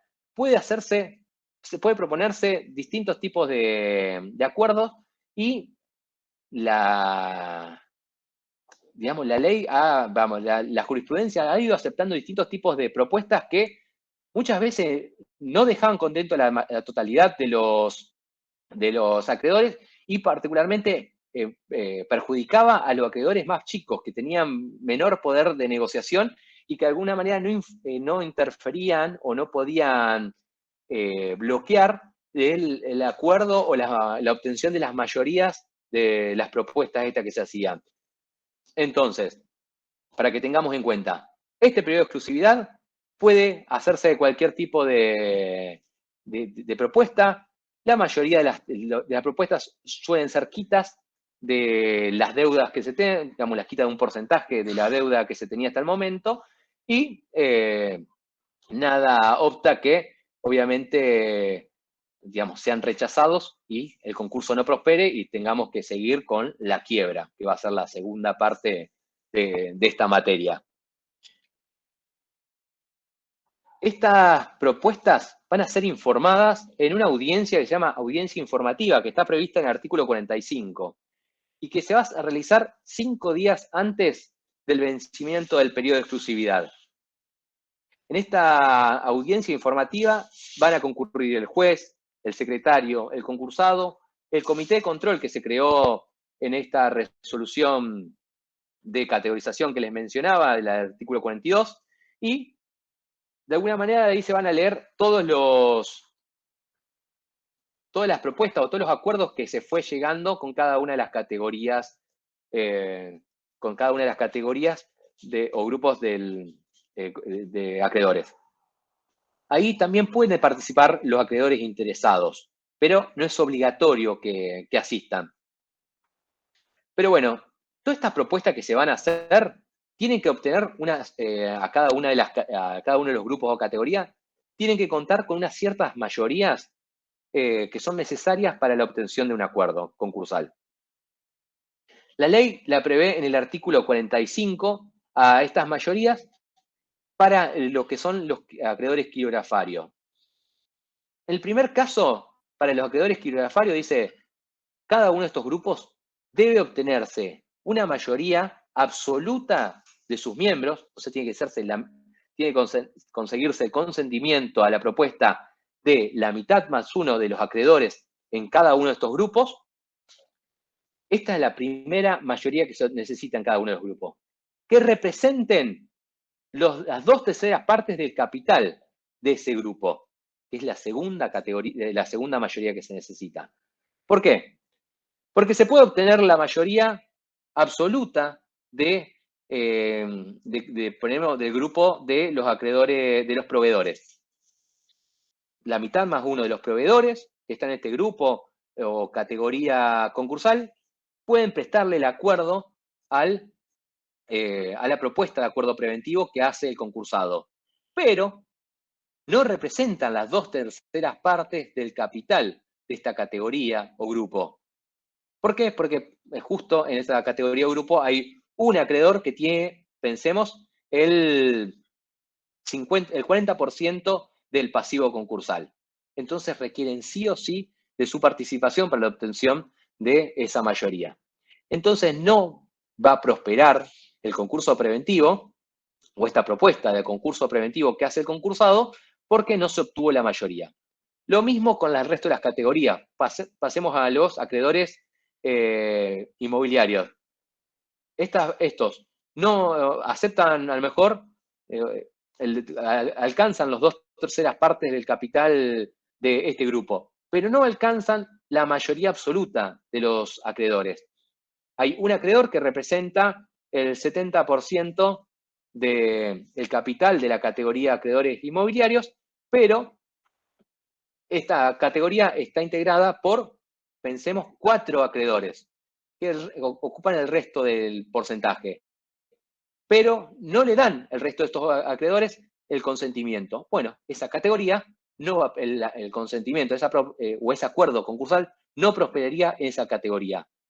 ¿Y cuál es la sanción que vamos a ver posteriormente a la no obtención de este acuerdo? Es la quiebra. Por eso es un estudio muy detallado a la hora de hacer una propuesta de categorización o de agrupamiento de los acreedores, porque no te puede quedar de alguna manera integrada una categoría con distintos acreedores a los que no los vas a poder contentar. ¿Por qué? Porque corres el riesgo de que no prospere tu acuerdo concursal y caigas en la quiebra, que es la última instancia en la que pierden todos, pierde el quebrado o el fallido, pierden los acreedores, porque hasta que se le paga a todos, por lo general se les paga siempre menos de lo que se le estaba proponiendo en este acuerdo concursal. Por lo menos es lo que viene dando hasta ahora la experiencia de las distintas liquidaciones falenciales o quiebras, de liquidaciones de las quiebras en los distintos, juicios que suceden. Así que tengamos en cuenta, los concursados o los abogados de los concursados suelen hacer propuestas de categorización que están muy bien pensadas para no incluir por dentro de estas categorías gente que le pueda trabar la aceptación o la obtención de mayorías. ¿Por qué? Porque requieren para los quirografarios esta doble mayoría, como les dije, mayoría absoluta de los miembros que representen las 2/3 partes del capital computable. Esto en el caso de los acreedores quirografarios. Cualquier cosa, esto lo tiene escrito en el artículo 45. Si nos encontramos frente a acreedores privilegiados, vamos a ver que va a haber 2 tipos de acreedores privilegiados. Unos con privilegios generales y otros con privilegio especial. Y ustedes obviamente van a tener que ir al artículo 241 y 246 de la ley para recordar cada uno de estos tipos de acreedores. Pero los acreedores privilegio general tienen que saber que van a necesitar la mayoría del artículo 45, esta que recién les mencioné. La mayoría absoluta de sus miembros, que representen las 2/3 partes del capital computable. Pero los acreedores con privilegio especial van a requerir la unanimidad de sus miembros, o sea que representen la totalidad de los miembros, que representan la totalidad del capital computable. Así que estas serían las mayorías necesarias en el periodo de exclusividad. Ahora le voy a pedir que vayamos al campus virtual, vamos a hacer un receso, vamos a dar 20 minutos para que puedan leer. Hace 6 días en el fallo salió una resolución por el fallo, por el concurso del caso Vicentín, de ese famoso intento de expropiación por parte del Poder Ejecutivo Nacional al comienzo de la pandemia. Bueno, no sé si van siguiendo al detalle lo que va sucediendo en ese juicio, obviamente no es necesario hacerlo para aprobar la materia, pero justo se dio una situación en la que el juez del concurso prorrogó el periodo de exclusividad que estamos estudiando en el concurso Vicentín. Y dentro de las explicaciones detalla lo que sucede en el periodo de exclusividad. Así que nos va a servir desde un punto de vista pedagógico. Vayan a la página tercera, cuando comienzan los considerandos. Ahí van a ver que el juez habla del periodo de exclusividad. Es interesante cómo justifica una prórroga a esta etapa de negociación que tiene el concursado con sus acreedores, y en el caso Vicentín les da un tiempo extra para negociar con sus acreedores y obtener las mayorías necesarias por la ley para no caer en la quiebra. Siempre se habla como la etapa a la que no quiere llegarse en un concurso, a esta etapa falencial o la quiebra. Entonces, en este caso el juez va a hacer una prórroga bastante extensa, pero bueno, sucedió hace 6 días, así que aprovecho la vigencia y lo pronto de esta resolución y la importancia de este caso, como para que ustedes vayan leyendo algo actualizado sobre cómo suceden las prórrogas o cómo se dan los periodos de exclusividad en los distintos concursos. Esto ya está cargado en el aula virtual, con la fecha del día de hoy y con el nombre de nuestra comisión. Dice Comisión B3, el 30 de agosto del 2021, así que tienen ahí, ya está visible esta prórroga del periodo de exclusividad. Así que nos vemos a las 6 menos 10 para comentarlo, pero bueno, a partir de la página 3 tienen lo que más me interesa que lean, así podemos charlar un poquito. Bueno, nos vemos en 20 minutos. Gracias. De nada.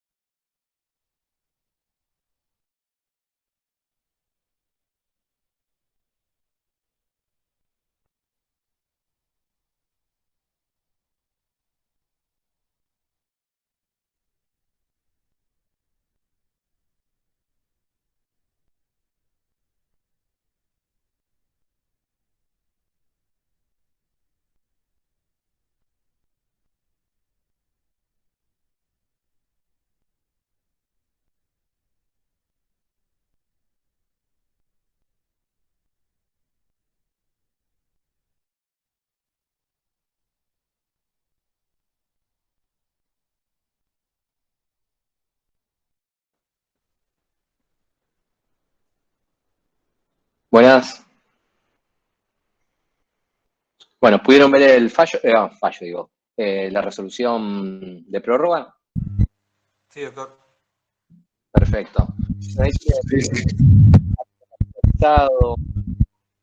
Igual es un juez ordinario de Santa Fe de Reconquista.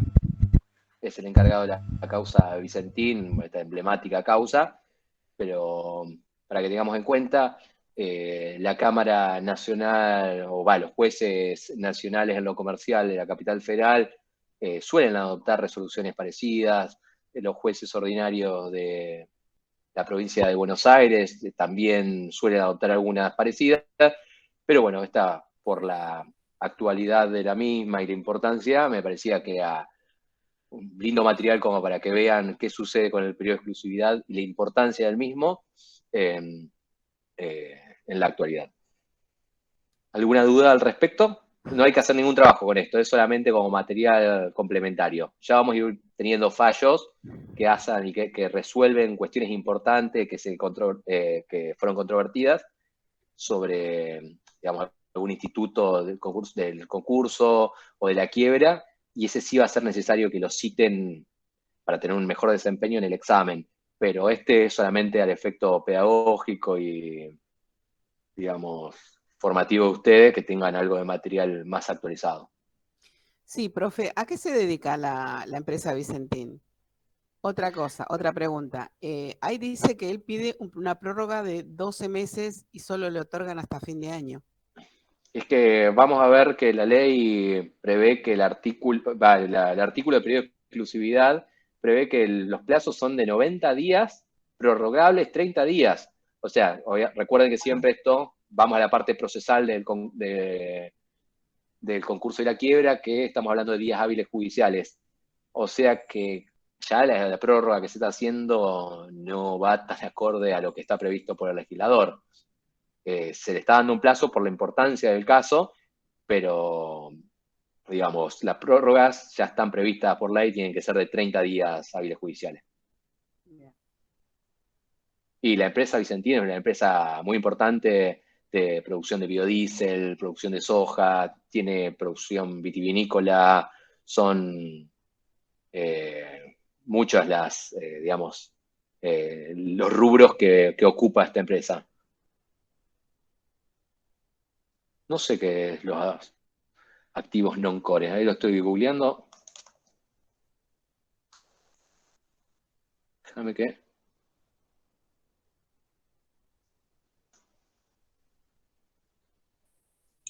Pues una curiosidad. Son los bienes inmuebles, por lo general. Es una denominación que se utiliza de bienes inmuebles, activos non-core.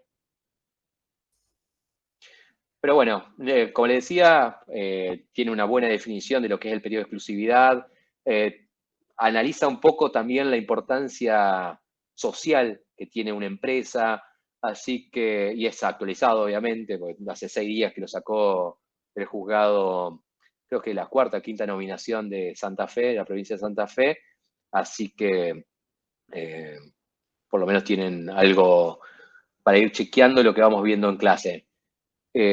Pero con respecto al periodo de exclusividad, terminamos acá y vamos a continuar con un instituto que viene a contradecir de alguna manera, no sé, complementar puede ser y también contradecir también puede ser el verbo que utilizamos, porque este próximo instituto que vamos a ver, que está en el artículo 48,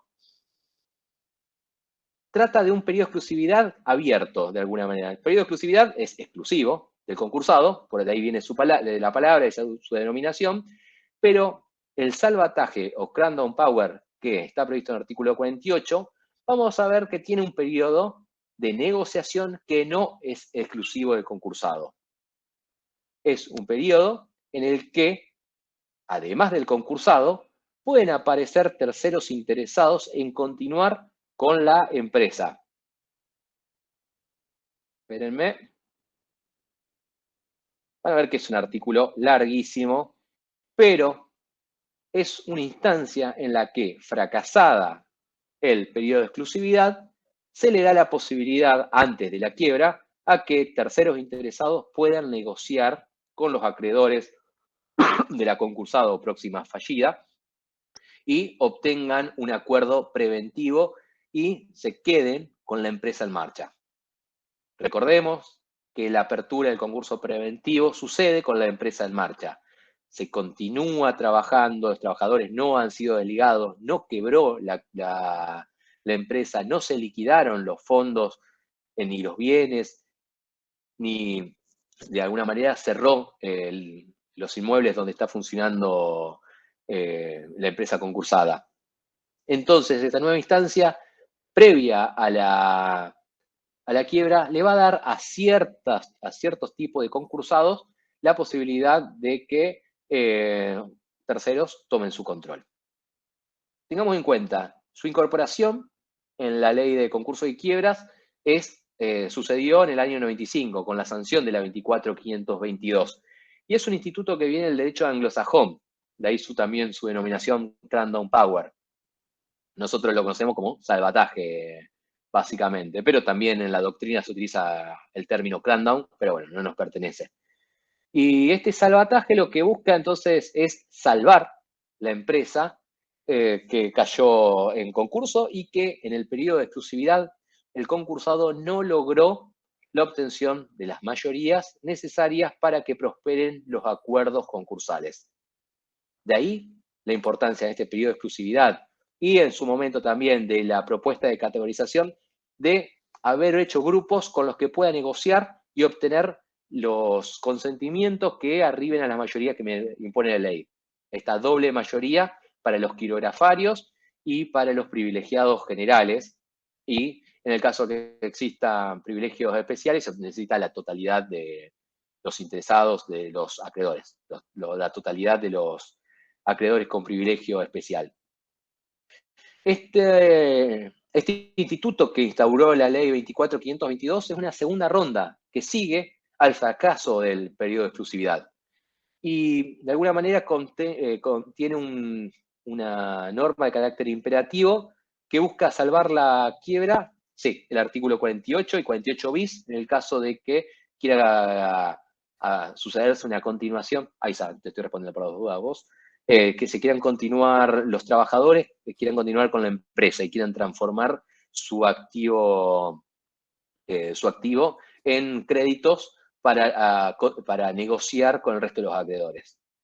Como les decía, esta nueva ronda, esta segunda ronda del periodo de exclusividad, lo que busca es obtener la conformidad de los acreedores con una propuesta de pago que pueda hacer un tercero o el mismo concursado, porque la ley le permite al concursado que está en esta nueva etapa también negocie con sus acreedores y proponga, pero igualmente no va a estar negociando solo como lo hacía en el periodo de exclusividad, sino que lo va a hacer con los terceros interesados. Y tengan en cuenta que este artículo, el artículo 48, va a operar en subsidio, en el subsidio de que suceda un concurso preventivo frustrado, ya que si se llega a buen puerto, digamos, se obtienen las mayorías, el concurso preventivo se va a aprobar y, bueno, se va a dar lo que prevé la ley a partir del artículo 50, con lo que es la homologación por parte del juez del acuerdo concursal. Profe, Natalia, me preguntás, ¿un acreedor puede realizar sabotaje solo? No, vamos a ver que ahora uno de los requisitos es que en la apertura de interesados en el salvataje tiene que haber interesados. Si no, no hay una segunda ronda exclusiva para el concursado. Profe, perdón, Sí. una pregunta. Sí, Sofía. El instituto se llama salvataje, pero usted dijo que la propuesta la puede ser el concursado o un tercero. Así es. ¿Cuál sería el salvataje si es un tercero el que llega a acuerdo? El que se salva la empresa. Lo que busca acá el juez o el legislador, en realidad, es que se salve la empresa, se salven los puestos de Continúa la trabajo. empresa con el nuevo... Con el tercero interesado. Perfecto. Cambiamos de jefe, digamos. Está bien, perfecto. Claro, pero la empresa continúa. Pensemos en el caso Vicentín que recién mencionábamos. La empresa continúa, sus trabajadores continúan, lo único que cambia son sus máximos representantes, en este caso, según la forma que integre, ya sea la sociedad anónima, los representantes de sociedad anónima, de la sociedad de responsabilidad limitada, o los tipos autorizados los tipos societarios autorizados al salvataje. Vamos a ver que no cualquiera puede utilizar el instituto del salvataje. Bueno, definámoslo, quédense con una definición de lo que es el salvataje. Esto, la doctrina está de acuerdo con que es una transferencia forzada de la empresa insolvente a través de una adjudicación también forzada del capital social en una hipótesis de insolvencia. Y esta hipótesis de insolvencia nos encuentra frente a un trámite de concurso en el que no se obtuviera la homologación del acuerdo concursal o no se llegue a las mayorías que produzcan una quiebra indirecta. Esta es la definición de Rulión, la pueden encontrar ahí, pero es la que la mayoría de la doctrina adopta.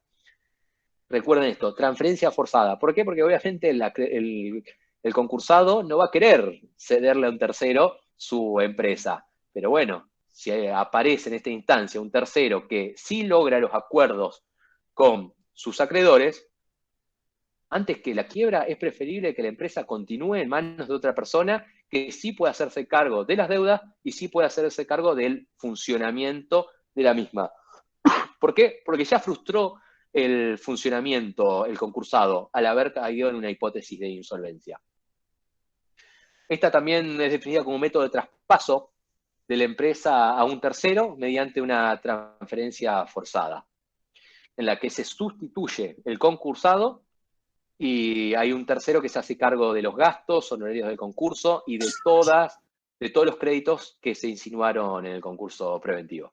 O sea que el concursado perdería la totalidad, digamos, de la empresa. O sea, en ningún momento, en ninguna situación podría quedarse con un mínimo porcentaje, por ejemplo, un 10%, un 5% de las acciones.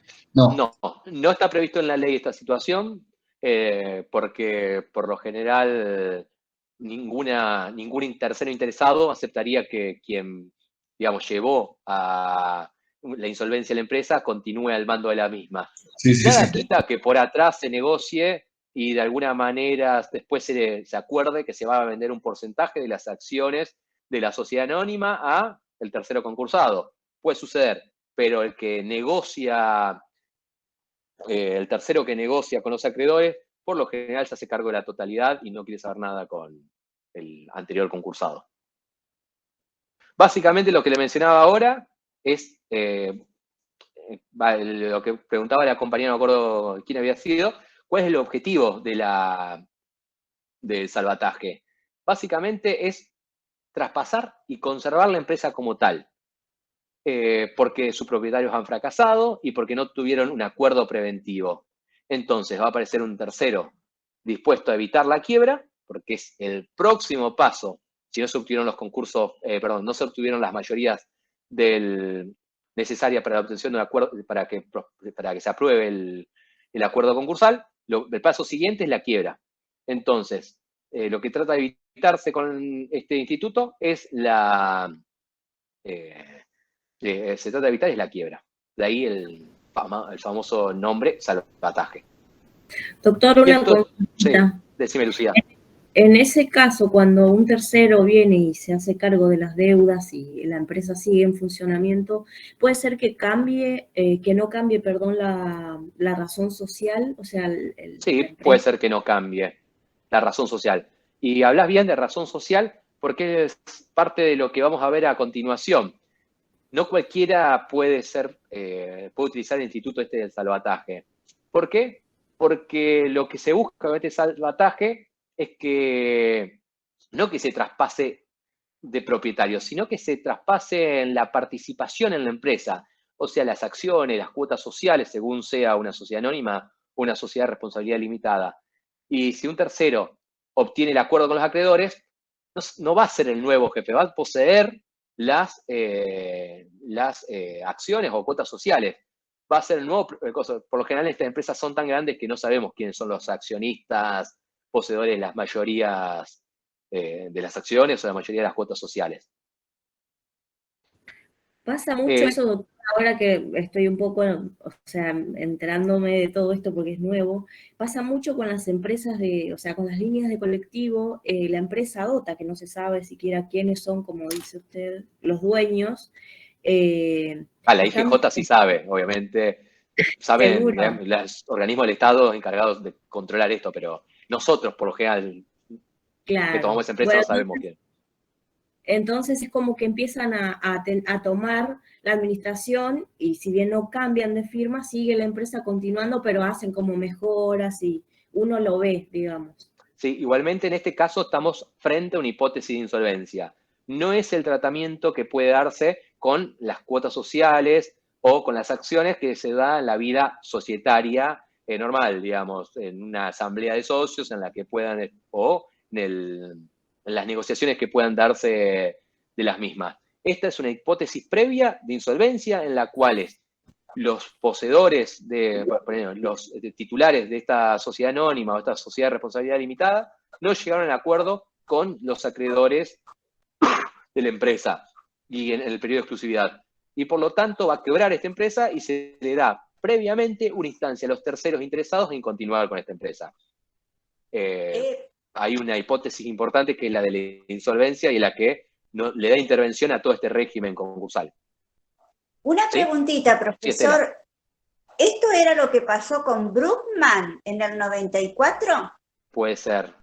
No quedaron estoy al tanto, pero por Mm. ley, en realidad esto a partir del 95, este instituto del salvataje se utiliza. Pero todas las empresas, si forman parte de este presupuesto, si entran dentro del presupuesto subjetivo del instituto, van a hacer, que ahora ya lo vamos a ver, se le tiene que prever la instancia de inscripción para el salvataje, para que aparezcan terceros interesados. Siempre es deber, porque obviamente está en la ley, no cualquier juez del concurso tiene la obligación de abrir esta instancia. Bien, bien. Tengamos en cuenta que este artículo, el artículo 48, hace una referencia a la aplicabilidad de este instituto y dice que se va, al principio, que este instituto solamente se va a aplicar a los concursos ordinarios. Por ende, está excluyendo los pequeños concursos, que son los que están previstos en la ley, en el artículo 288 de la ley de concursos. Todos los concursos en los que el patrimonio, al pasivo esté constituido por un equivalente a 300 salarios mínimos vital y móviles, en donde intervengan 20 acreedores quirografarios y existan 20 trabajadores en relación de dependencia. Si se dan estas condiciones, estamos frente a un concurso ordinario. Si estamos en un concurso en el que hay 19 trabajadores en relación de dependencia, hay 19 acreedores quirografarios o un pasivo menor a 30 salarios mínimos vital y móviles, vamos a estar hablando de un pequeño concurso, que procesalmente tiene ciertas previsiones de economía procedimental. Entonces termina siendo mucho más sencillo el concurso. No tanto, pero hay etapas que se saltea de un concurso ordinario.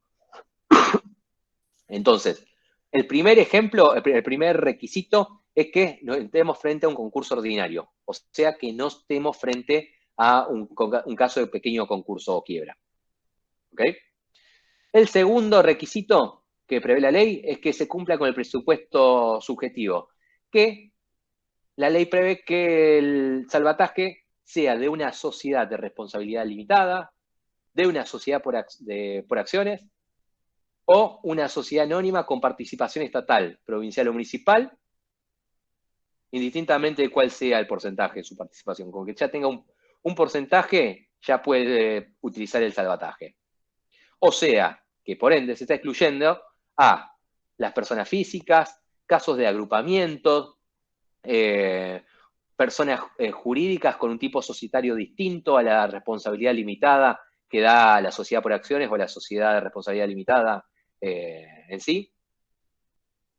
También se excluyen a las sociedades de interés regular, las mutuales, las aseguradoras, las entidades financieras, las sociedades completamente del Estado, Y básicamente es este objetivo que yo les decía que tenía la ley, es que es del traspaso, que se pueda dar un traspaso total de la empresa en sí. Cuando estamos frente a, digamos, a quiebras de personas físicas, es difícil de separar el patrimonio del resto de esta persona, digamos. Cuando en las sociedades de responsabilidad limitada, de sociedad por acción, es mucho más fácil de delimitar el patrimonio de cada una de las empresas. De ahí que se pueda seguir con este instituto. Y básicamente también da la ley digamos, especifica cuál es la legitimación activa de quienes pueden participar del salvataje o pueden utilizar este instituto. Y la ley nos indica que cualquier sujeto capaz de obligarse puede participar de un salvataje. Obviamente va a ser en la inscripción del salvataje, porque después, si queremos prosperar, necesitamos tener los fondos para poder hacernos cargo de una empresa, porque por lo general, si ya el pasivo es superior a 300 salarios mínimos vital y móviles, excluye a un montón de personas que no tienen ese patrimonio a la hora de negociarlo. De esta persona o este sujeto que esté interesado de utilizar el salvataje se le va a llamar sujeto CRAM-dista. Y va a ser quien se inscriba en el registro de apertura del procedimiento de Cram Down Power o de salvataje.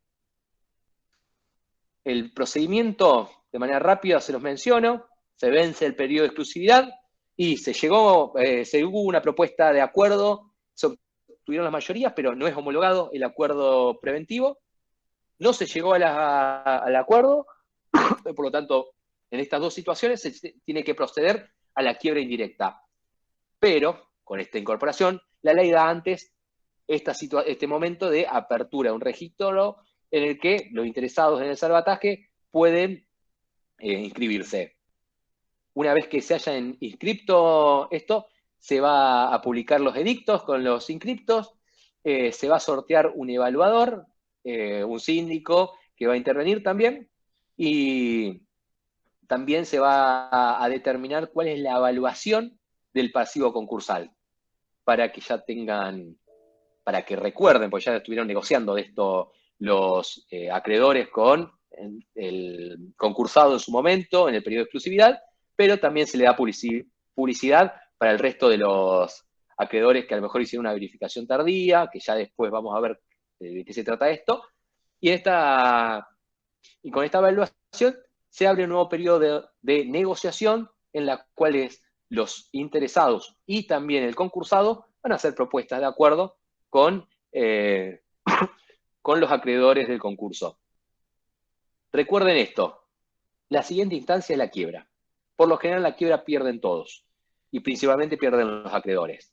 Entonces, siempre están interesados en escuchar negociaciones, en propuestas en las que sus abogados le van anticipando, mira, vos por lo general en esta quiebra, con lo que estamos viendo del patrimonio de la concursada, vas a cobrar X porcentaje de plata, de tu plata. ¿Te conviene la propuesta? Ponele que vas a cobrar el 40% de lo que se te debe. ¿Te conviene la propuesta del 60% que te está haciendo este tercero? Porque es plata que vas a recibir, y ya obviamente es superior a la propuesta que daría después, o que recibirías después de la liquidación por quiebra. Así que es una etapa sumamente importante para cada uno de los acreedores. Y bueno, y les mencionaba que el artículo 48 bis da esta instancia, pero la característica diferente al salvataje es que en esta participan los acreedores laborales, que se transforman en una cooperativa de trabajo y con todos sus créditos empiezan a negociar la continuidad de la empresa con los acreedores. Ha habido ciertos casos donde los trabajadores se han organizado, la mayoría de las deudas no era con proveedores, sino era con los trabajadores. Y a los trabajadores, antes de que se liquide y se vendan todos los bienes de la empresa, les convenía transformarse en una cooperativa de trabajo, y continuar con la empresa y de ahí empezar a cobrar a futuro. A lo mejor perdieron ya sus créditos, pero se convirtieron en accionistas de la empresa concursada. Doctor, como la cresta roja, Correcto, este es uno de los casos conocidos. Hubo varios en los que se hicieron ciertas propuestas por parte de los trabajadores. La realidad es que no siempre la deuda es con los trabajadores, muchas veces con los distintos proveedores o el resto de los acreedores, también con el fisco, y necesitas esas mayorías. Y en el caso de que los acreedores sea exclusivamente el fisco, ya sea el Banco Nación o la FIP, la ley prevé la posibilidad de que las propuestas que le haga de pago esta cooperativa de trabajo sean mucho más laxas, mucho más flexibles para que prospere la continuidad de esta empresa. Pero si el resto de los acreedores son proveedores, los dueños de los inmuebles, digamos, los locadores a los que se le deben se le deben los alquileres por el uso de los inmuebles, es difícil que puedan los trabajadores convencerlo de que la continuidad de la empresa les conviene a que se liquide todo y por lo menos cobrar algo. Pero bueno, la ley prevé esta oportunidad a los trabajadores para que se unan en cooperativa y negocien, y por lo general el cierre de una empresa es un hito muy importante para la sociedad, para todos los gobiernos, principalmente a los interesados del Poder Ejecutivo Nacional, y como hay trabajo, personas detrás, lo que se busca es que esto llegue a un buen puerto y no caigamos en la quiebra. Así que todas estas instancias se aprovechan, se explotan al máximo y se trata de, no sé, inventar propuestas que sean lo mejor posible para cada uno de los acreedores. Y sí, Rubén, es correcto lo que está diciendo. Siempre se busca la continuidad de la fuente laboral y en estos casos, pero bueno, los acreedores quieren cobrar también y tienen su derecho a cobrarlo, y si no les interesan las propuestas que están haciendo los terceros, primero todo, que le hizo el concursado, segundo, los terceros, y en este tercer lugar, los trabajadores, tiene derecho a que se llegue a la quiebra y que se liquiden todos los bienes del concursado. Bueno, hasta acá la clase de hoy. Sí, Hugo, decime. No, estaba leyendo el 48 bis justamente. Solamente se pueden formar las cooperativas, como estaba leyendo acá, antes de la quiebra o presentada la quiebra también se podría realizar eso, se podría pedir por parte de los trabajadores. Mira, es un caso que no sucedió porque por lo general los trabajadores participan ya vieron que desde la apertura del concurso preventivo ya hay un comité de control que está integrado por los trabajadores. Después de la verificación de los créditos y después las negociaciones con los acreedores, los trabajadores ya están participando de estas negociaciones, por lo menos como observadores. Pueden hacer recomendaciones o no a los acreedores. Entonces, es difícil que esperen hasta la quiebra para poder participar. Pero lo que no quita es que está el Instituto de la Conversión de la quiebra en un concurso preventivo, que la presenten los trabajadores. Debería verificar que no haya un fallo al respecto, pero puede ser que lo utilicen. Pero pues tiene que haber sido un caso en el que perdieron los plazos, se les pasó los plazos en los que debían presentarse su propuesta o haberse inscrito en el salvataje para que se dé este supuesto. Por lo general no sucede, están al tanto de toda la evolución del concurso preventivo y antes que suceda la quiebra hacen sus propuestas.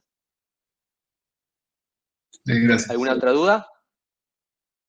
De nada. Bueno, nos vemos el viernes con la próxima clase. Cualquier duda me escriben a través del aula virtual. Disculpe. Esta clase no vamos a tener ningún fallo importante para lo que es la etapa del concurso, pero de esta etapa del concurso, pero sí vamos a ver para las próximas y tengan en cuenta, siempre vayan viendo los fallos que vamos cargando en el aula virtual, porque es un complemento importante que tienen que hacer a la hora de, de fundamentar lo que se le está preguntando en un examen. Sí, Simón, decime. Sí, doctor Lee, quería consultar sobre el 32 bis, que habla sobre los fiduciarios. Ajá. Quería ver si lo había entendido. Es como que, bueno, todos los créditos que emite, los debentures, las acciones. los bonos, todo lo que sea nominado que emiten las sociedades, es como que se juntan todos representados por un fiduciario y ese se presenta como acreedor. Así es, que es básicamente una forma más ordenada de de poder negociar con ellos. Porque si tendríamos que negociar con cada poseedor de un debentur, de una obligación negociable, sería muy difícil la negociación en este periodo de exclusividad, que es el paso siguiente a la verificación de este crédito. O sea, esto que van a hacer, juntamos todo, verificamos el crédito y se negocia con el tenedor de estos. Pero obviamente, después, a la hora de negociar en el periodo de exclusividad, pueden impugnarse las negociaciones si un tenedor de un bono o de una obligación negociable no está de acuerdo con lo que es arriba. Pero básicamente es a los efectos de ordenar y agrupar los acreedores. Perfecto, gracias. De nada, Simón. ¿Alguna otra duda? Bueno, nos vemos conmigo seguramente el lunes que viene y el viernes van a tener clase con la doctora Noguer. Cualquier duda, les vuelvo a insistir, me escriben a través del aula virtual. Cualquier cosa